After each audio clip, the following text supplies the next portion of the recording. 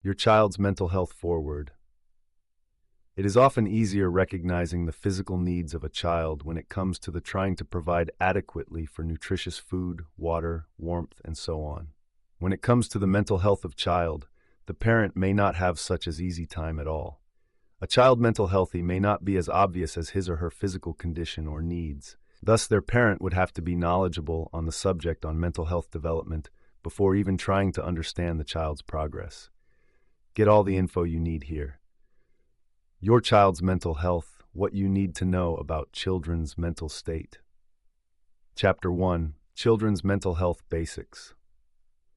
The ideal good mental health condition would be where the child is able to think clearly in social settings and learn new skills to adapt to the surrounding needs of the time, and to also be comfortable with developing his or her own self-confidence, high self-esteem, and an emotionally healthy outlook in life. Basics. In the quest to understand and provide well for the child's optimal mental growth, the parent should be able to provide elements such as unconditional love from the family members, teaching the child self-confidence and high self-esteem standards, spending as much time as possible with the child to encourage social interaction and growth, so that the child will be comfortable in knowing how to extend the same to other new additions whenever and wherever introduced. By taking the time to interact more with the child through play and other means of interaction, the parent will also be able to encourage the child to learn how to accept guidance and encouragements from other sources, such as from teachers and supportive caregivers. It will also help the child to identify safe and secure surrounding in which to interact with others. With the appropriate guidance and discipline, the child will be able to make all the various choices needed for optimal mental health growth. Chapter 2, Nurturing Positivity and Confidence. Self-esteem, if often connected to the thought process that this is an important ingredient in promoting the ideal growth of a child's positive and confident demeanor and outlook. This will also be the contributing factor to the mental growth and corresponding social adaptability of the child. Self-worth. One of the main contributions a parent can make to developing this in a child's growing process would be to ensure there is also of positive nurturing styles using love, care, and respect as the basis of creating a confident and sociable child. When a child is taught to look at themselves and learn to accept and like what they see staring back at them, then the road to learning confidence will be established. Making the child understand how important it is to be able to accept themselves and only choose positive improvements to make, should there be a need for changes, should be part of the nurturing process provided for by the parent. It is important to always take the time and trouble to reinforce the need to build a strong self-confidence attitude in the child, and this can be done with a lot of positive comments and encouragements. From even as early as the infancy stage, the little one will be able to perceive its self-worth when the appropriate responses are given to its various different cries. In receiving this attention, whenever the baby cries out for it, the first steps to building confidence will be made, although at this point the baby really does not realize the implications to its mental growth. Children too will eventually catch on to this as they learn how to do things according to what is acceptable, and thus enjoy the resulting positive nurturing and praise that will help to also build their confidence levels. Recognize changed behavior in your child. Every parent should be concerned with any changes in behavior patterns a child may display, as these could provide significant information to the parent on what is actually going on in child's mind and thus his or her world. What is different? There are several benefits in being able to identify these changes, and this ability to read into the changes can sometimes be the only means a parent has available to assist in how to tackle a particular situation. Most medical experts will attest to the fact that a child's main display of a particular behavior is usually formed by linking many smaller behaviors together. Helping the child cope with or enjoy a particular situation would help very much if the parent was able to correctly identify the behavioral pattern, thus enabling the parent to give the correct corresponding assistance to the child. In trying to understand the child, the parent would have to keenly observe the various reactions and displays of emotions, as this will almost always clearly indicate the child's thought process of needs, thus contributing to an eventual, more uniform set of behavioral habit that can be more easily read. The child will also learn to use the parent as their main example by observing the parent's different reactions and behavioral pattern, and in some cases choosing to imitate these with as much similarities as possible. Therefore, the parent would have to be very careful in how they display their own behavioral patterns, as they should be constantly aware of the children's capabilities and understanding levels of copying such displays. Through such observations, the parent will be able to better cope with the different variants, such as a strong-willed child, a child that needs to be competitive always, a child that needs a lot of encouragement and provide the corresponding lessons as needed. Chapter 4. About birth defects.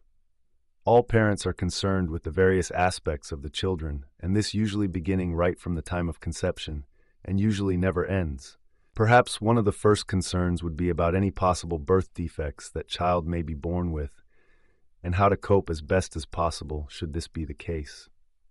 Defects are usually defined as any prevailing abnormalities of structure, function, or body metabolism that may or may not be obvious at the time of the birth. For the more obvious abnormalities, the relevant supporting teams will be able to assist the parent in either learning how to cope with the birth defect or help the parent explore all options available, if any, to rectify the defect as soon as it is permissible.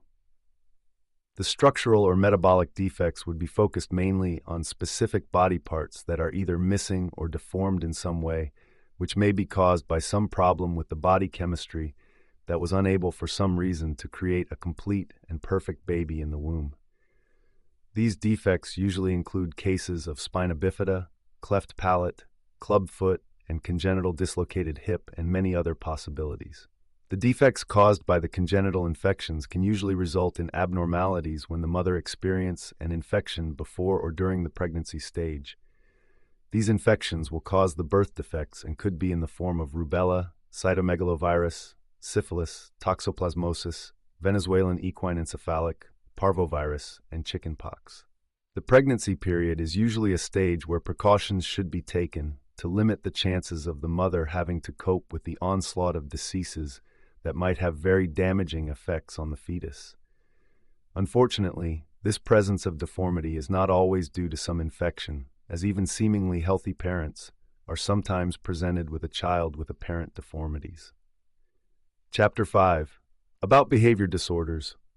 All kids at one time or another have some form of behavioral problems. It is mostly quite an acceptable norm that most parents are usually able to cope with.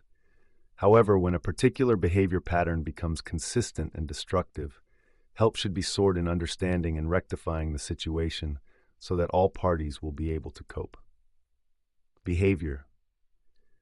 The more common and not really threatening or overly damaging behavioral disorders would include overactive kids getting into mischief, playing pranks, being occasionally rebellious, and other milder behavior patterns. However, when these seemingly milder patterns take on a more serious and sinister display of negativity, then it can no longer be thought of as normal, but now should be looked upon as behavior disorders. The more common warning signs of such negative and often destructive behavior would be harming or threatening themselves, pets or others, managing or destroying property, lying or stealing, not doing well academically and even skipping school, early smoking, drinking and drug use, early sexual activity, frequent tantrums and arguments, and consistent hostility towards authority figures. All the above displays would certainly signify a problem child, and the parent would almost always feel at a loss on how to cope in such situations suitably, so that progress can be made to try and overcome this negativity and help the child accept the idea of help with the goal of getting back a calmer and better behavior that others can live with. Recent research has been able to show that it is not always outside circumstance that contribute to the negative behavior patterns, but can sometimes be due to some disorder in the brain. Lack of certain chemicals, or simply the imbalances of chemical in the brain, can be one of the causes for the behavior being experienced, thus the need to explore this possibility too. Chapter 6. Mental Health Games for Children. Working with children who have mental health problems can be quite challenging, and adding to this would be the complication that most of these children would not be willing and open towards the help being given due to the mental condition. Therefore, using games as a stimulating factor would be a good and encouraging tool to start with. Some tips. These games can easily be sourced and purchased online or at any game stores. Due to the variety available, the parent would have to consider the child's mental condition and what it would take to stimulate it the best way possible.